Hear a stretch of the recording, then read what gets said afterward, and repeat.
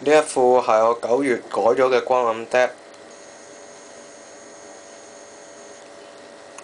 一飛暗黑武裝龍，一飛冥府，兩飛小開闢係呢一副 deck 嘅主力，兩飛邪帝係負責勾 game 嘢嘅，一飛電子龍，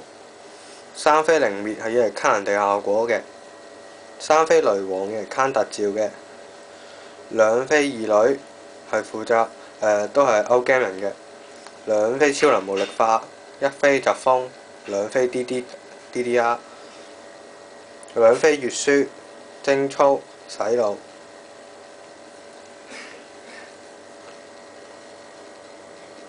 兩飛內落，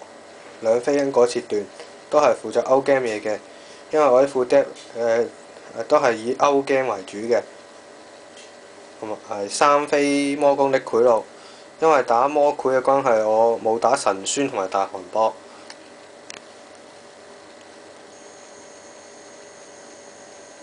呢一副就係我嘅光暗 deck 啦。